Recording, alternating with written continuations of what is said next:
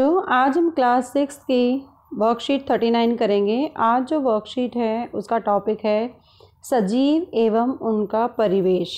यानी सजीव मतलब जीव जंतु जो सांस लेते हैं या पेड़ पौधे हैं, उनका परिवेश मतलब उनका हैबिटेट, जहाँ पर वो रहते हैं। जैसे हमारा घर होता है, ऐसे ही जीव जंतुओं का अपना भी एक घर होता है, जो कि पेड़ों पर, घोंसलों में, इस तरह से वो अपने परिवेश, आसपास के वातावरण में सर्वाइव करते हैं। पहले हिंदी मीडियम में करेंगे, उसके बाद इंग्लिश मीडियम में होगी। पहला है, क्या भोजन सभी की आवश्यकता है? तो ये आंसर तो यस ही होगा सभी बच्चों का, क्योंकि भोजन के बिना हमें ऊर्जा प्राप्त नहीं होगी और हम वो कार्य नहीं कर पाएंगे। तो जितने भी सजीव हैं, सजीव यानी पेड़ पौधे और जंतु, उनके अंदर जो जैव प्रक्रम होते हैं उनके लिए ऊर्जा की आवश्यकता होती है। जैसे सांस लेना, भोजन का पचाना, उत्सर्जन तंत्र, खून का प्रवाह होना, इन सब जितने भी जैव प्रक्रम हैं उन सब में ऊर्जा की आवश्यकता होती है। इसलिए ऊर्जा हमें भोजन से मिलती है। इसलिए भोजन वृद्धि में भी सहायता करता है। जैसे छोटे छोटे बच्चे होते हैं, अगर उसको डाइट अच्छे से नहीं मिलेगी तो उनकी हाइट कम रह जाती है, या हॉर्मोन्स भी होते हैं उसमें। लेकिन अगर हम अच्छे से भोजन खाएंगे तो हमारे शरीर की वृद्धि भी अच्छे से होगी। इसी प्रकार पौधों की वृद्धि के लिए भी प्रकाश संश्लेषण प्रक्रिया के द्वारा भोजन की आवश्यकता होती है। तो ये तो था कि सभी जीव कैसे भोजन की आवश्यकता के बिना नहीं रह सकते, उनको सभी को आवश्यकता होती है। लेकिन अब आता है इसमें, जैसे इसमें एक क्वेश्चन दे रखा है इसी वर्कशीट के आधार पर कि आपको अभ्यास करना है कि नीचे दिए गए जीव भोजन में क्या खाते हैं। जैसे बिल्ली दिखा रखी है, चींटी है, डियर है, सब बच्चों को पता होगा कि ये क्या क्या चीज़ें खाती हैं। आप यहाँ पे लिख सकते हैं। अब आता है नेक्स्ट, क्या सजीवों में वृद्धि होती है? अब वृद्धि दिन प्रतिदिन होती है सभी जीवों के अंदर। आपने देखा होगा जब आप बीज बोते हैं तो उसका अंकुरित होकर वो एक पौधे में बदल जाता है। इसलिए वृद्धि के रूप में सजीवों के आकार में भी बदलाव आता रहता है। ऐसी 5 चीज़ों के नाम बताने हैं आपको यहाँ पर जिनमें वृद्धि नहीं होती है। तो 5 चीज़ें जो वृद्धि नहीं करती हैं वो आप यहाँ पर लिख सकते हैं। जितनी भी निर्जीव वस्तुएं हैं वो सब लिख सकते हैं आप यहाँ पर। उसके बाद आता है कि क्या सभी जीव अपने जैसों का ही जन्म देते हैं?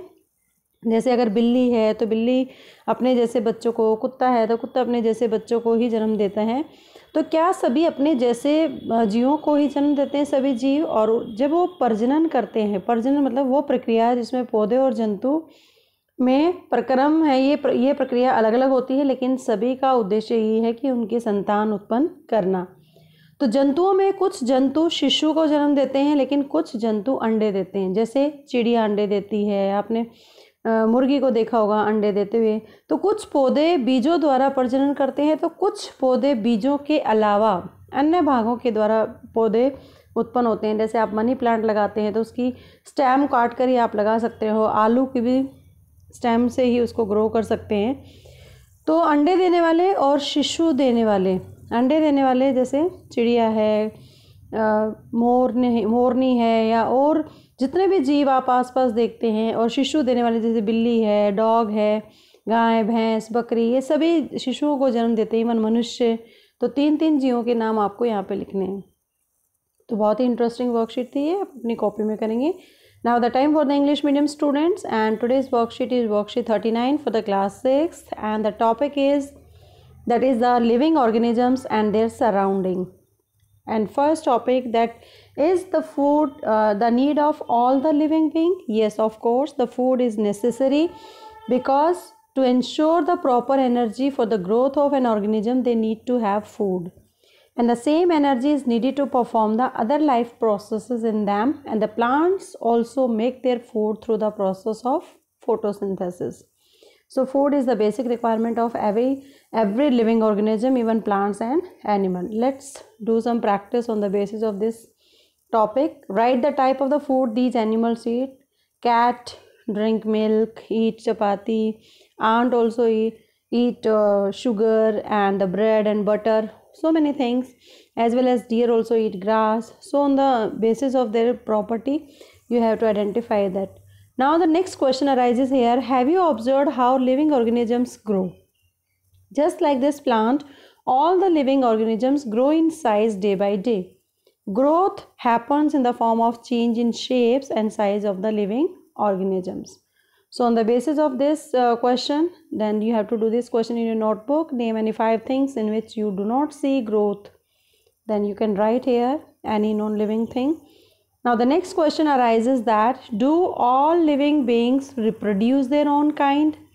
All living beings reproduce young ones like them, and this mode of reproduction is different in animals and plants.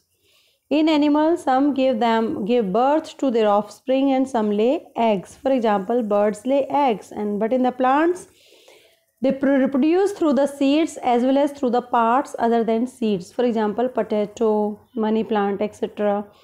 And on the basis of this, plants and animal or living organisms, name 3 organisms each who lay eggs and who give birth to the young ones. Right here in your notebook. I hope you understand the concept of living organisms and their surrounding. Keep watching Super Vigyan. Thank you so much.